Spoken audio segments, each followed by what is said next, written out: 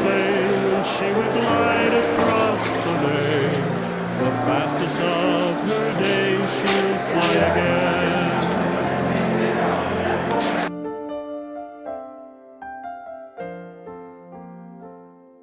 She rested February 23rd, 2013 in Tom Adams' shop. Miss Canada 4 is still here. And you can see from this, the engine is in place. And if I just crawl up here a little bit further, you can see that they are starting to work on a number of pieces of the major bits of the plumbing. Specifically, there, resting on the floor, is the oil cooling tank, which will be installed on that gray platform there. All the bits and pieces of plumbing down to get the water intake are in place. And on the other side of where I'm standing right now, and I'll show you that on the way back, the ADI or the methanol injection tank is installed and ready to go. I'll just try to walk slowly along the side here on a bunch of trestles so I don't fall off and do a face plant. You can see, looking to the cockpit there, the fuel tank, the main fuel tank, right up back against the driver's seat.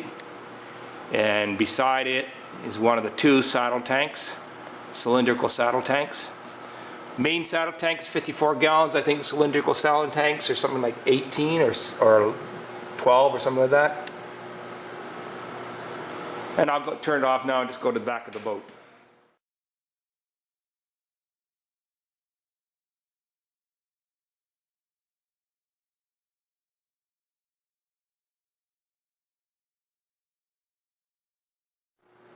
Here we are looking at the back open hatches concealing the gas tanks. Just do a walk around the gantry here. And you can see the plumbing is all in place. Fuel filters are in place. The valves are in place. And everything's connected together. We'll continue our walk around the boat. It's nice today. The shop is quiet on a Saturday, so I'm not dealing with the sound of running planers and saws and everything else. The first of the gauge packages are in place. What you have is a black matte backdrop with a polished, varnished mahogany plate and some vintage aircraft gauges are there.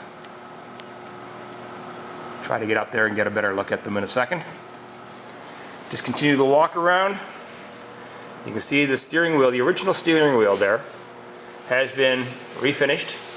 It's exactly as it was when Harold and Lorna Wilson drove it in 1949 and 1950.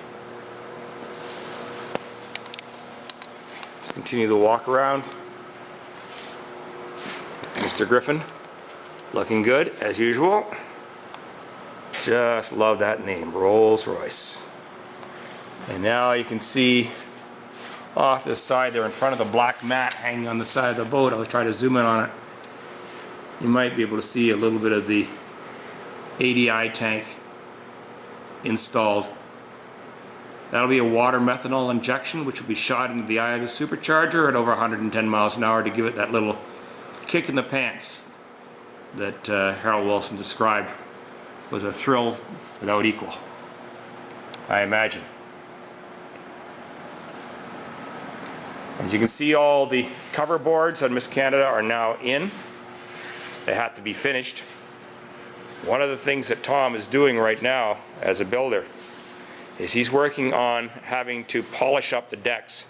Now you can take a look at the number of screws that are in the deck line to keep this boat together. What Tom has decided to do is he wants all those screws to look like they did when they were first put in there, including also not just the screws but the clinch nails that are along the side here. And you can see a bunch of clinch nails here. You can see some of them are dull and some of them are bright. What Tom has decided to do is to remove them all, buff them, and put them back in place so that they're bright, and then seal them so they will look like this. Now that's craftsmanship and artistry and insistence upon perfection. So here we are back at the completed walk around, Miss Canada 4. It's February the 23rd. In 2 months, we will have no snow, open waters, and we'll be looking for the opportunity to put a battery in and fuel it up and see what could happen.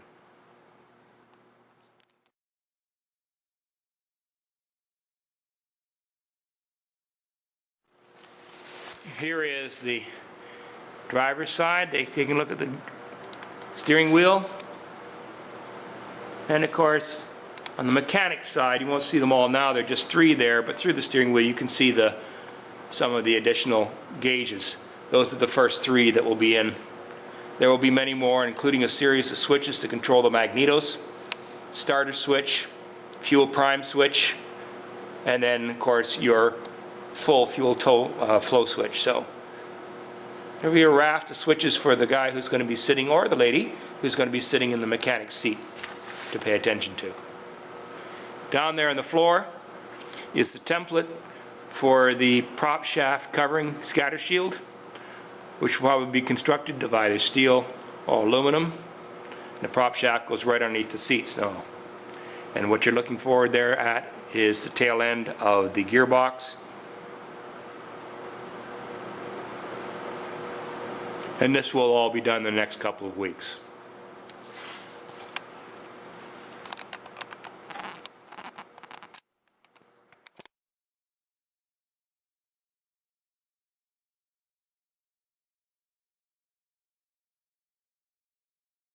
What you're looking at right now is the mechanics of the steering. And here's the steering wheel. You can see my hand turning it. If you look down, you'll see a big black pipe just running off that, moving forward and backwards. And of course that is articulated. And I'm just going to spin it around here. And you can see the pipe running back there alongside, between the tanks, the saddle tank and the main tank, and it goes back into the quadrant at the back of the boat. I'll just walk down along that.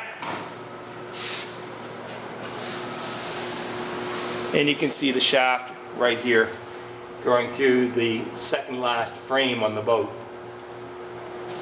Of course, what that leads to, once again I have to go around the gantry here, is a connection to the arm. And there you can see the arm coming through. And this right here, I'll just move these pieces of wood, and you can see the whole of the steering mechanism. Now this was a weak point in the boat. Of course, she prop rode. They never expected her to prop ride before. So what Tom Adams and his crew has done is not only did they put back in the original knee braces, you can see them there, one on one side, one on the other, and then down the bottom, again, one on one side, one on the other. But what he's done is he's boxed in the whole back of the whole back of the transom in an aluminum box to give it much more strength. This boat was never expected to ride on its prop. It did. So the torquing and the pressure on that part of the boat was enormous, which accounts for some of its behavior characteristics in 1949, 1950. And also the failure of the hull crack points that were discovered when the boat was disassembled.